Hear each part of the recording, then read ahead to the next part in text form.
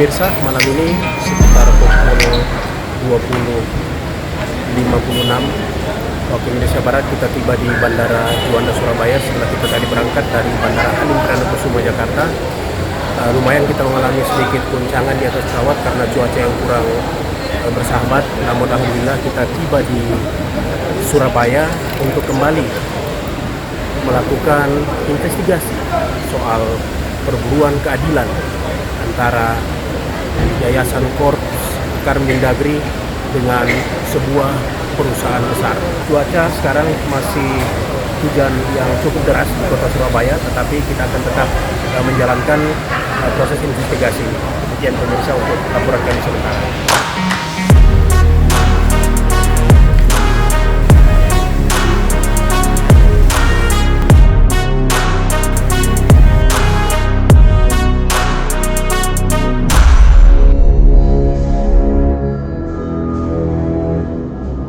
Pemirsa, permasalahan agraria yang terjadi di Kabupaten Sidoarjo, Jawa Timur antara Yayasan Dharma Korps Karmendagri dengan PT SLM kembali bergulir. Setelah istri pendiri yayasan Haja Siti Aisyah dan mantan ketua yayasan Felipus N. Sandi angkat bicara, kini giliran mantan lurah saat itu yang buka suara.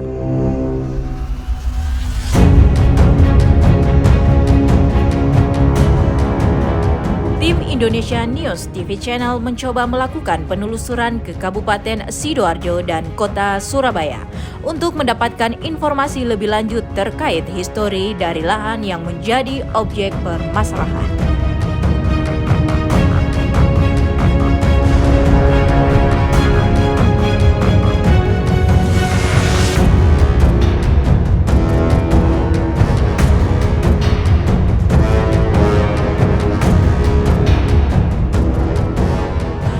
Kunjungan ke kantor Badan Pertanahan Nasional Kabupaten Sidoarjo, tim belum mendapatkan informasi lengkap karena banyaknya antrian masyarakat yang berurusan.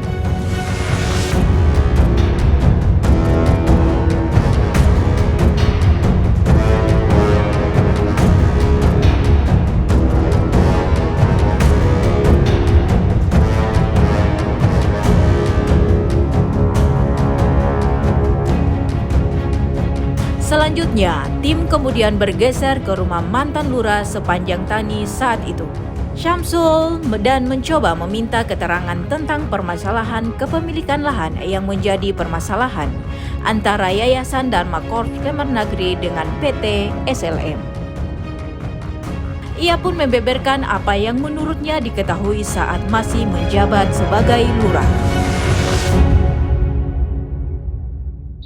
Yang dulu itu membebaskan tanah di Kelurahan Sepanjang, Kecamatan Taman, Kabupaten Sidoarjo, kurang lebih tahun 1986. Selanjutnya, karena kami itu berdasarkan pengajuan yang diajukan Yayasan Dharma ke BPN. Nah, kira-kira tahun ada proyek jalan tol, bagian tanah yang pemilik kapling itu kan ada jalannya, Pak. Rencana untuk jalan itu ada yang kena jalan tol namanya Sumo, Surabaya Mojokerto. Selanjutnya karena dulu yang mengajukan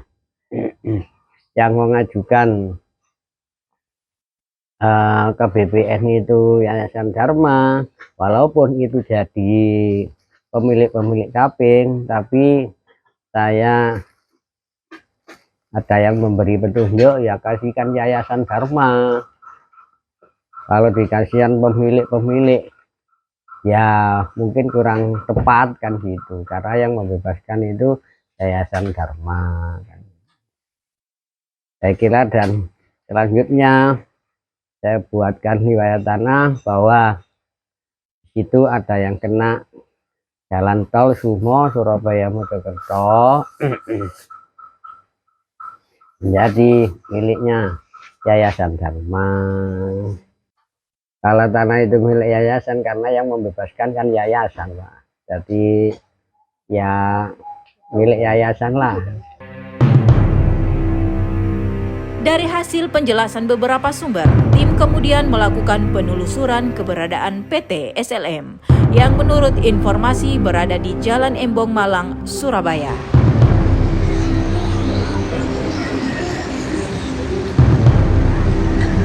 Pemirsa, saat ini kita masih berada di kota Surabaya, tepatnya di Jalan Embong Malang. Kita akan mencoba mencari keberadaan kantor PT Surabaya Lingkarmas yang informasinya berada di tempat ini. Kita akan coba menyeberang dan mencari kantor PT Surabaya Lingkarmas.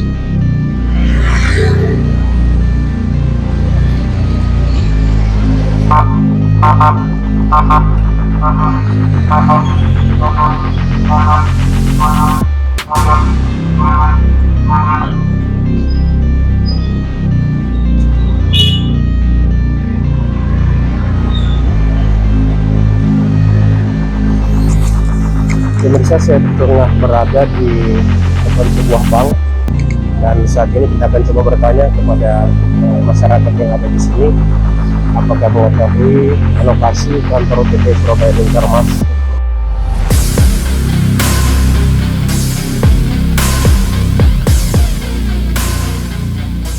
Coba cari tadi nomor berapa?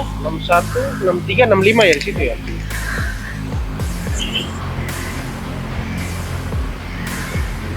Berarti satu gedung ya, Pak?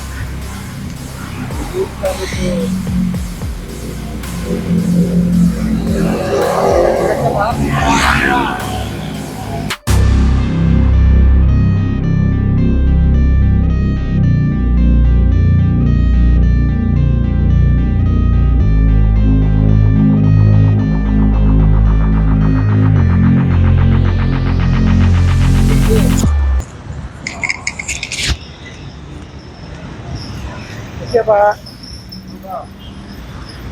Pak, saya lagi cari alamat. Kalau 63 itu di mana, Pak? Nomor 63 ya? Ya. 63 itu Bank Ekonomi. Bank Ekonomi ya?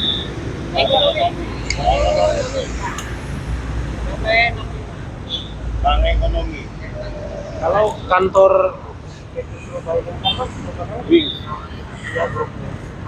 Surya. Wing Surya. Bank Ekonomi. Iya. Ya kemarin demo itu. Demo apa? Kemarin. Itu jasa IPA.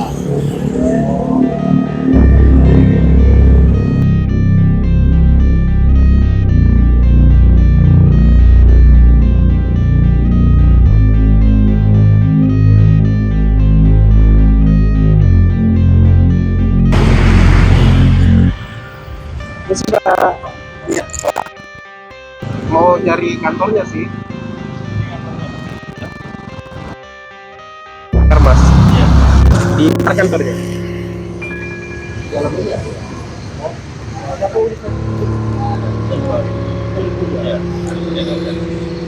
Ada di sini. Ya kalau alamatnya sama. Oh. Surabaya.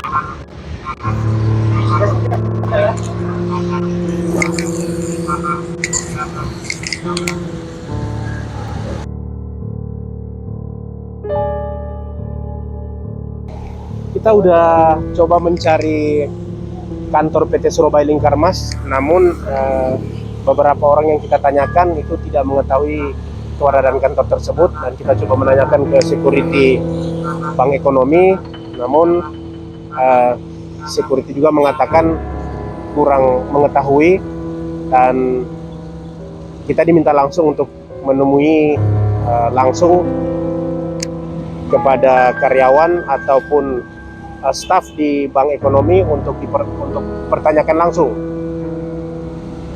tentang keberadaan PT Surabaya Lingkarmas. Dari hasil keterangan security Bank Ekonomi untuk alamat nomor 61 sampai 65 berada di sekitar tempat ini, namun untuk kantor PT Surabaya Lingkarmas dia menjelaskan kurang begitu mengetahui di mana letak posisinya ya.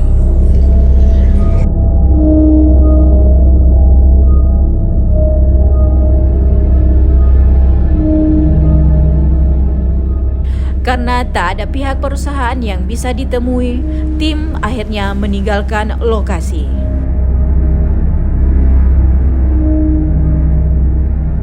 Seperti diketahui pada bulan Desember 2014 silam, Felipus N. Sandi sempat ditahan karena dianggap telah melakukan tindak pidana menggunakan sertifikat palsu.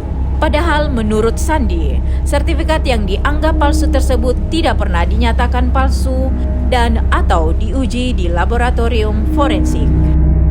Atas tuduhan itu, Sandi diputus melakukan tindak pidana menggunakan surat palsu berupa sertifikat tanah seluas 84,350 meter persegi milik Yayasan Dharma Corps Kemendagri dan dijatuhi pidana selama 2 tahun penjara dan kasus itu pun vakum. Saya sudah mengajukan saat itu kepada Dir Lapfor di Polda Jatim, saat itu dijabat oleh Kombes, masih ingat, Magdalena namanya. Kombes Magdalena, saya datang untuk menyampaikan dan beliau meminta untuk menghadirkan sertifikat milik Surabaya Lingkarmas sebagai bahan pembanding kalau itu dikatakan asli. Tetapi sampai ditetapkannya saya sebagai tersangka, sertifikat asli itu tidak pernah ditunjukkan. Kalau sertifikat yayasan ini dianggap palsu, saya memohon pada majelis hakim untuk menghadirkan sertifikat itu yang asli. Kemudian saya divonis kena 1 tahun 6 bulan. Perjuangan Felipus N. Sandi yang merasa terzolimi dan harus menjalani masa tahanan di rutan Madaeng selama kurang lebih 1 tahun terus dilakukan karena ia menduga dirinya telah dikriminalisasi oleh oknum-oknum yang diduga dibiayai oleh mafia tanah. Untuk masa-masa sekarang, keterbukaan daripada polisi dan akuntabel ya, bahasanya presisi, Pak Kapolri mengatakan bahwa ada kebenaran lah, saya yakin. Apalagi dengan adanya Pak Hadi Cayanto sebagai kepala BPN ini tegas akan memberantas siapapun mafia tanah di belakangnya, dia tidak pedulikan. Sandi berharap agar kasus tersebut dibuka dan diusut kembali agar diketahui siapa pemilik lahan yang sebenarnya dan memproses pihak-pihak yang dahulu pernah menzoliminya.